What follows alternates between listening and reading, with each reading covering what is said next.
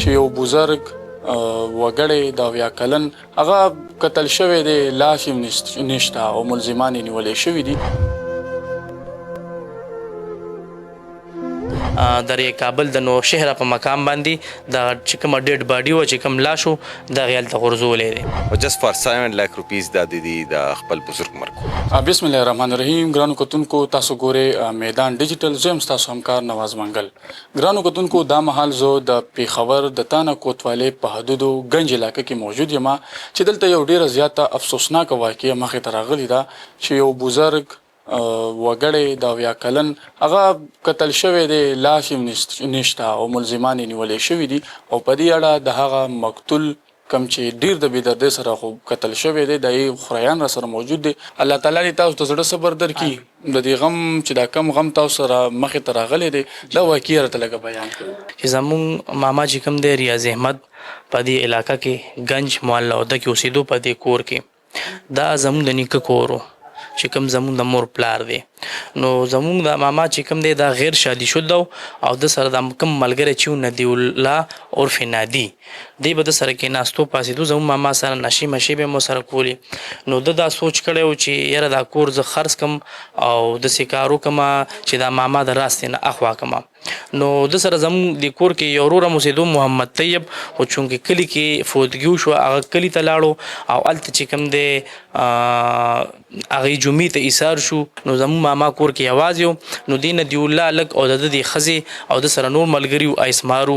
ای دا پلیننګ وکړو چې یاره دا ماما بوډا سړی دی، تقریبا زمونږ ماما د 70 سالو او واده نو کړی نه بچیو.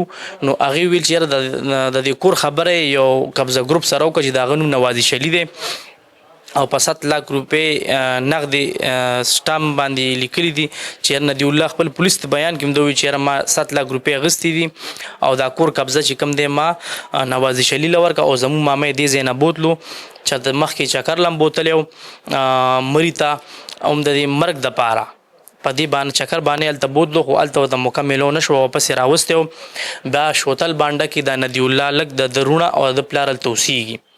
نو دی بیا داسې وکړو چې زموږ ماما ته به ګولۍ هم ورکولې، خېټې خرابه شوې د هغه باډي هم ډېره کمزورې شوې وه. نه پس دی داسې کار وکړو چې د مږو داري ورکړي وو، غریب ډېر زیات حالت غیر شوی و. نو نه پس یې مړ کړی دی. بیا یې لاس چې کوم دی بورې کې اچولی دی، بورې له یې خوله تړلې ده او په موټرسایکل باندې دا ندی الله لږ په خپله دا پولیس ته ووایي چې ما در کابل د نو شهر په مقام باندې دا چې کومه ډیډ باډي وه چې کوم لاش و دغې هلته غورځولی دی. دغه اوس دا کم لاش دی دا برآمد شوی دی؟ جی تفتیش شروع دی او زرشاد خان ډیر قابل افسر دی او انشاءالله هغې وایي چې زر تر زره به دا لاشه مونږ ترلاسه کوو. دا ټیم اوس مونږ سره اس اس پی اپریشن پیښور مسعود احمد بنګش موجود دی. سر دا راته چې دغه د واقعه څنګه مخې ته راغله په کم کې چې یو ډیر زیات بزرګ شری چې کوم دی د بېدردۍ سره قتل شوی. جی بالکل دا بزرګ 3-4 میاشتو نه بالکل غایب و. د کې پولیس تفتیش کولو اور الټیمیټلی موږ ته یو کلیو ملاو شو. هغې کلیو دوران کې دا پته ولګېدو چې دا یو تقریبا 30-32 سال والا هلک و.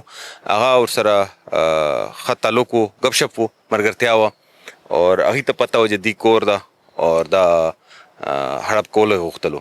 هغې کې د اسټامپ باندې هغه کور خرڅ کړو او د بابا یې ویوړلو، پهله مړی کړو اور بیا نو ښار کې دریاب ورته کړو. صحیح ده. سر په تفتیش کې وجه څه ښودلې ده او دغه د ملزمانو په خپل تفتیش کې څه ویلي دي چې څه وجه ده چې دوی دغه دا کس قتل کو؟ جسټ دا کور چې کور یې خرڅولو اور هغې دا 7 لک روپۍ کې خرڅ کړو او جسټ فار 7 لک روپیز دا د خپل بزرګ مرګ کړو. سر 3 میاشتې مخکې دغه د لاش مطلب دی یو سیند ته غورځولی دی. دا به څنګه مطلب ممکنه شي پوسیبل به شي چې یاره دا لاش هم برآمد شي او د دې هر څه مداوه وشي؟ بس دا کوشش به پورا کوو چې دا ریسکیو 1122 اور نور ادارو سره مل کې چې دا لاش برآمد کو. لیکن چونکې دا ایډمیټ کړو موږ ته هر شی پته ولګېدو دوی باندې د مو لیګل چې کوم سیکشنز دي ریلیونټ هغه لګونو نه پس به مو پورا کروایو. ګرانو کتونکو، تاسو د مدعي خبرې هم واورېدې چې د هغې ماما څنګه خپلو ملګرو له طرفه د بېدردۍ سره هغې اول زهر ورکړو او د هغې د وجې د هغه مرګ واقعي شو. بیا دیدي دغه د لاش په بورې کې بند کو، بیا د نوخار دریای کابل سینلا وغورځولو. او دې کې تاسو د اس اس پی اپریشن مسعود احمد بنگش خبرې هم واورېدې چې په دغه کیس کې د پولیس تفتیش شروع دی چې څومره هم 4 ونه ملزمان دي چې څه هم د قانوني کاروایی ده هغه په دې کې کیږي. ګرانو کتونکو دا و زموږ د میدان ډیجیټل نننۍ خپرونه. راکې اجازه د بلې خپرونې پورې په لوی الله سپارم.